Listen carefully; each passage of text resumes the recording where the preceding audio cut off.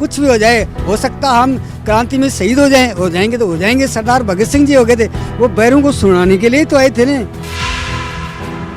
या किस लिए रोका, क्या हुआ, क्यों रोका, ऐसे क्या हमने गड़बड़ की है?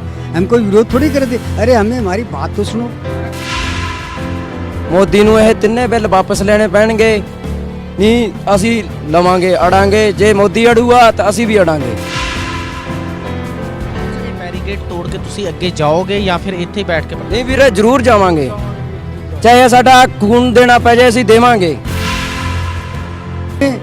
हर 10 दिन में पेट्रोल के भाव बढ़ जाते हैं, हर 10 दिन के पेट्रोल, उस पेट्रोल के तो कैसे बढ़ जाते हैं और इस दूध के क्यों नहीं बढ़ता है?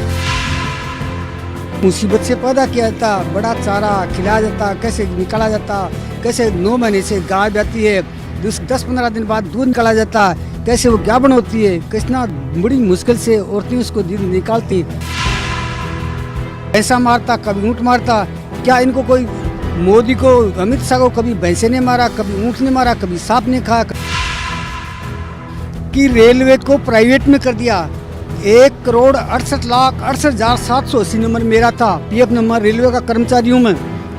आज वो रेलवे को प्राइवेट में धीरे धीरे सारी को प्राइवेट के, तो नौकरी लगेगा कहाँ? मोदी नौकरी देगा कहाँ से?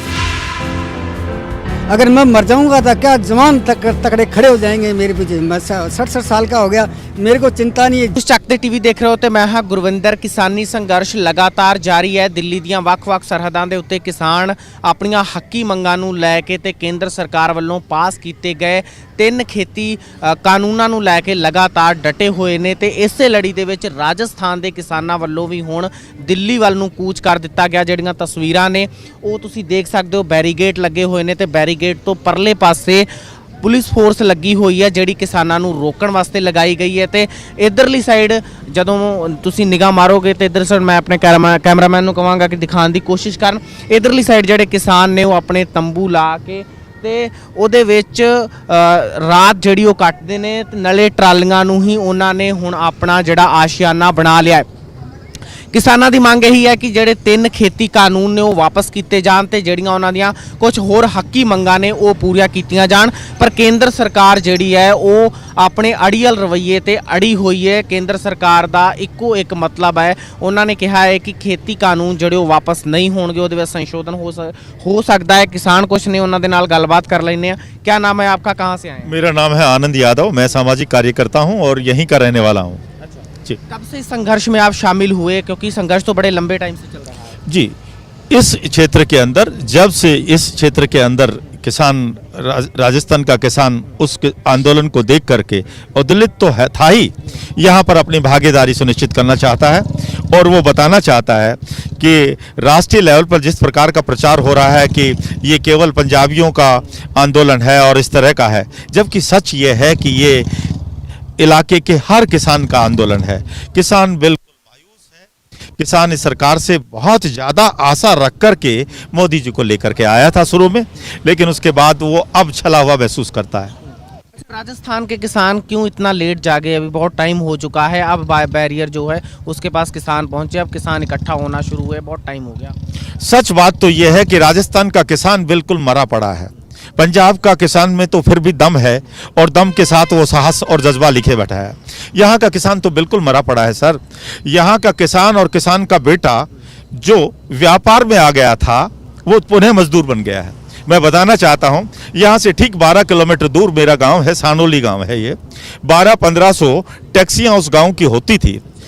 जो गरीब व्यक्ति है वो 1 लाख रुपया घर से लगाकर 3 लाख रुपया फाइनेंस करा करके टैक्सी बनाया करता था। 8-10 साल के अंदर वो जब किस्तें अपनी पूरी चुका देता था, चुकाने के बाद फिर उसको मोहलत मिलती थी अपने पनपने की। लेकिन 10 साल पे डीजल की गाड़ी आउट हो जाती है, 15 साल में पेट्रोल की गाड़ी आउट हो जाती है और उसके बाद वो जो 1 लाख रुपया घर से लगाए हुए था वो किस्त चुकाने के बाद उस गाड़ी को 25, 30 और 35 हज़ार में बेचता है। यानी उसी धंधे में बने रहने के लिए उसे 60 हज़ार अपने घर से लगाना पड़ेगा और उसको बेच करके वो भैंस नहीं खरीद सकता सर। आप तो पंजाब के हैं, आप तो वहाँ एक चीज़ को समझते होंगे, कटिया। हाँ, यहाँ कटिया को बोलते हैं पाडी। भैंस की बच्ची, उसको पाडी बोलते हैं यहाँ, यानी गाड़ी को बेचकर यहाँ पाडी खरीद सकता है, भैंस नहीं खरीद सकता। आप समझ सकते हो। इस तरह से वो जो व्यापारी था वो अब मजदूर बनने जा रहा है, बड़ा दुखी है। किसान का बेटा वो व्यापार में जाए या किसानी में जाए, बड़े बड़े मॉल्स की कल्चर्स में उसको कहीं भविष्य नहीं दिखाई देता है, इसलिए वो मायूस है, निराश है। ये कह रहे हैं कि जो छोटे और मझोले किसान हैं उन्हीं के लिए तो हम ये कानून लेके आए हैं, फिर विरोध क्यों हो रहा है? उनका कहने का मतलब ये है सरकार छोटा और मझोला किसान यहाँ से जाकर आसाम में बेचेगा? हाँ, यहाँ राजस्थान में मैं रहने वाला हूँ, यहाँ पर बाजरा की मिट्टी पलीत हुई थी, यहाँ इसके बिल्कुल बराबर हरियाणा। मैं इसका मतलब ये नहीं कहना चाहता कि वहाँ गवर्नमेंट क्या है क्या नहीं है, मैं तो ये कहना चाहता हूँ वहाँ एमएसपी पर बाजरा खरीदो, और यहाँ का किसान की जब खरीद ना होगी तो वो आदमी औने पौने में अपने रिश्तेदार के माध्यम से बेचने की पहले कोशिश करता, फिर औने पौने में यहाँ पे बेचता है। और ये कहते हैं कि सारा मार्केट खेल दिया, वहां चला जाएगा। छोटा किसान कहाँ जाएगा? छोटा किसान दूसरी जगह बेचने जाएगा तो उसकी लागत और किराया इतना ज्यादा हो जाएगा कि वो पनपा ही नहीं सकता, और जब बेचने जाएगा तब तक उस मंडी की जिस जगह बेचने जाएगा परिस्थिति क्या होगी कुछ नहीं पता। ये टेक्नोलॉजी की बात करते हैं कि आप इंटरनेट से खुली इस तरह से आप बेच देंगे, हाँ, वन नेशन वन मंडी के माध्यम से। आप सर जानते हैं छोटी चीज को किसी भी चीज पर पोर्ट करना और भेजना कितना मुश्किल कार्य रहता है। तो ये तो गुमराही की चीजें हैं। इन्होंने सीधी सी बात ये थी, एमएसपी के माध्यम से इन्होंने कहा था किसान को एमएसपी पर खरीदेंगे। एमएसपी पर इन्होंने कहा, जब खरीदते क्यों नहीं? जब किसान पैदा कर देता है, पैदा करने के बाद ज्यादा पैदा करने पर उसे रिवार्ड मिलना चाहिए। रिवार्ड तो छोड़िए, उसकी फसल का आधा पौना हिस्सा खरीदते हैं, बाकी मंडियों में रुलता है, वो किसी भाव पे किसी बिचौलिए के पास चला जाता है और उसकी दुर्दशा वैसी रहती है। अगर आपने एमएसपी की बात की है तो एमएसपी पर उसका पूरा माल खरीदो। सरकार आपके पास गोदाम है और गोदाम नहीं है तो आप खरीदिए, और जो व्यापारी व्यापार करके स्टॉक करना चाहता है वो आपसे खरीदे, तो वो माल रिकॉर्डेड भी होगा और एमएसपी पर खरीदा जाएगा। एमएसपी पर दाना दाना खरीदा जाना चाहिए, उसकी व्यवस्था आप करते नहीं है। किसान की माल प्राइवेट मंडी में बेचने की बात करते हैं। प्राइवेट मंडी में आप क्या कह रहे हैं? क्या एमएसपी से कम पे खरीदा जाएगा? ज्यादा पे खरीदा जाएगा? एमएसपी पर खरीदने की गारंटी देते हैं आप कोई गारंटी नहीं देते हैं। आप उसके दाने दाने की गारंटी देंगे तो आपका वायदा पूरा होगा। आप उसके दाने, आप कह रहे हैं स्वामीनाथन की रिपोर्ट के अनुसार उसका दाना दाना खरीदा जाएगा, उसकी आय दुगनी होगी। उसकी आय दुगनी जब होगी जब उसका पूरा माल खरीदा जाएगा। आधा पौना माल खरीदने से उसकी आय दुगनी नहीं हो सकती सर। और दूसरी चीज, आप ये स्टॉक लिमिट्स की बात करते हैं एसेंशियल कमोडिटीज पर, ये स्टॉक लिमिट का जो मामला है, जब सीधी सी बात है एमएसपी पर खरीदा जाएगा तो सीधी बात है रिकॉर्ड भी बनेगा, रिकॉर्ड बनेगा तो स्टॉक भी सामने आ जाएगा। स्टॉक लिमिट के बाद अगर कोई खरीदार व्यक्ति बाद के अंदर 1 साल के अंदर अपनी चीज को निकालता है और 25% से ज्यादा वो मुनाफा लेकर बेचना चाहता है तो सीधी सी बात है सरकार के नोटिस में उसकी आय आएगी, उस पर टैक्स लगेगा, उन्हें इसी देश के निर्माण में भागीदारी बन पाएगी। आपने कुछ भी तो क्लियर नहीं किया, कोई लिमिट नहीं, कोई चीज नहीं, कुछ तो। गुमराह हो गए, किसान गुमराह है। क्या गुमराह है? किसान क्या गुमराह है? किसान क्या गुमराह है? किसान ये गुमराह है कि उसका पूरा माल खरीदा जा रहा है, ये गुमराह है। हाँ, आपने किया? किसान का पूरा माल आप खरीद रहे हैं क्या? वो गुमराह है क्या? अगर आप खरीद रहे हैं और ये लोग गलत कह रहे हैं तो फिर गुमराह है। तो किसान का माल तो पूरा नहीं खरीद रहे, एमएसपी पर वो मंडी में जाता है, आपने लिमिट लगा दी है। मुझे बताइए, बाजरा गेहूं ये किसी फैक्ट्री में बनता है क्या? ये तो किसान के पसीने और तप से पैदा होता है। और कहते हैं लोकल और वोकल पे ध्यान, तो मुझे लगता है किसान से बड़ा लोकल कोई भी नहीं है। वो कितने लोगों को रोजगार देता है। नहीं, निश्चित रूप से लोकल वोकल के मामले में मैं इस बात का पक्षधर हूं। मैं भी भारतीय हूं और हमारे भारत का प्रोडक्ट भारत के अंदर बिके और पनपे, इसके लिए व्यवस्था होनी चाहिए, इसमें कोई दो राय नहीं। लीजिए ना किसान का कपास, लीजिए ना किसान का मक्का, लीजिए, फिर इसको प्रोडक्ट बनाइए। ये कॉर्न फ्लैग, दूसरे फ्लैग, तीसरे फ्लैग, जो चीजें हैं ये करिए और एक्सपोर्ट कीजिए। मैं भी जिंदाबाद बोलूं? मैंने तो जिंदाबाद बोला, मैं जिंदाबाद बोला तभी तो आप दिल्ली में आए। पर जब ये मामला बना और इस पीड़ा को देखा, किसान की पीड़ा को देखा, मुझसे रहा नहीं गया। इसलिए मैं सामाजिक कार्यकर्ता होने के नाते मोदी जी आपसे कहना चाहता हूँ, ये बॉर्डर पे रोकना है, ये किसान आंदोलन करके रास्ते को अवरुद्ध नहीं करना चाहता, ये किसान इस देश की गति को बढ़ाना चाहता है। ये तो केवल और केवल जो सच की आवाज आप तक नहीं पहुंचने दे रहे, ये पहुंचाने के लिए आना चाहता है। ये बचाना चाहता है टाइम आपके मंत्रियों का, शायद बॉर्डर तक और किसान तक जाने में उनको घंटे और वर्षों लग जाए, इसलिए वो सीधा दिल्ली में जाकर कहना चाहता है, हमको सुन लो, हम दिल्ली में आ गए हैं, सुन लो। और मोदी जी आप सुन लेंगे तो हमारा पूरा भरोसा है कि समाधान हो जाएगा। आप तक ठीक से हमारी बात पहुंच नहीं पा रही है, हम ऐसा सोचते हैं। ਕਿੱਥੋਂ ਆਏ ਹੋ ਭਾਈ ਤੁਸੀਂ? ਵੀਰੇ ਅਸੀਂ ਹਨੂਮਾਨਗੜ੍ਹ ਤੋਂ ਹਨੂਮਾਨਗੜ੍ਹ। ਹਾਂਜੀ।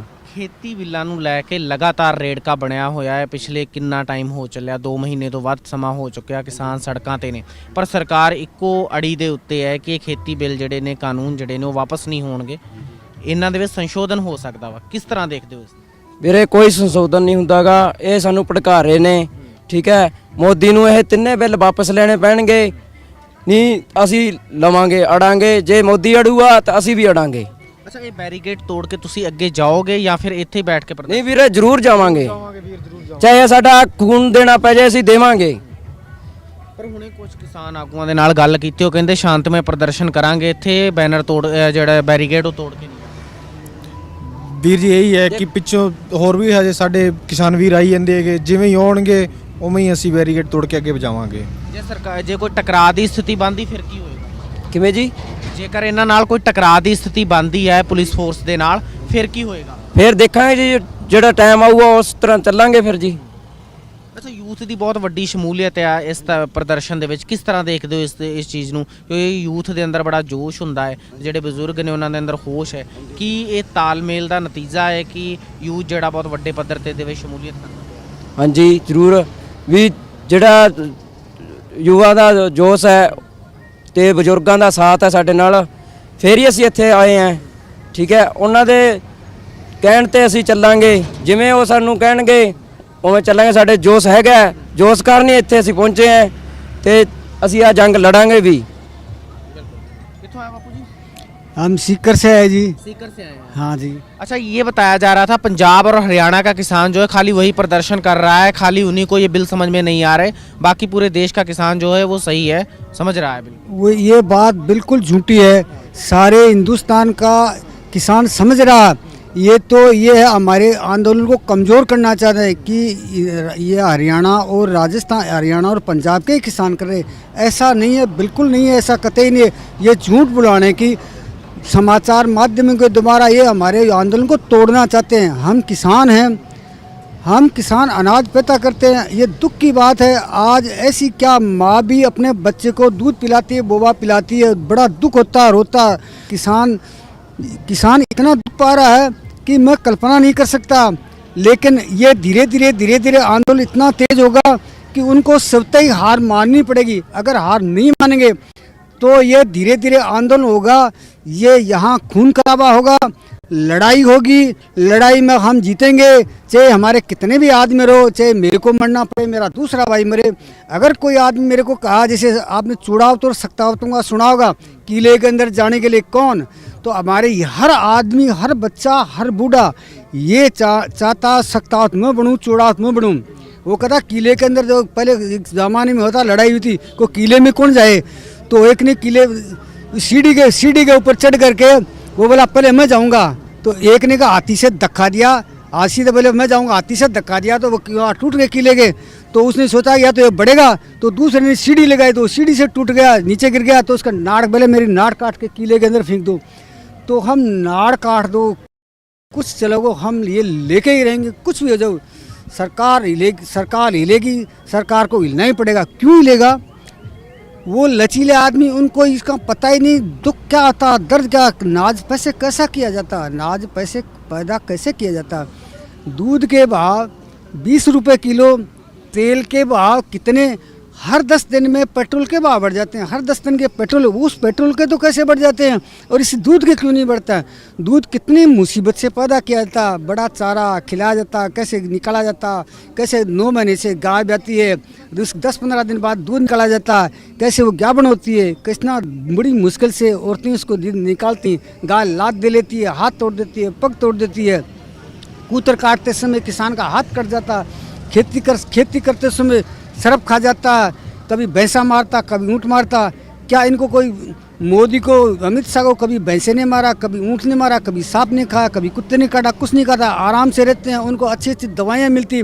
किसान तो बेचारा ऐसे ही टूट टूट के सांप खा जाता है। किसान की आमदन दुगनी करने के लिए, किसान के लिए हम ये कानून लेके आए हैं।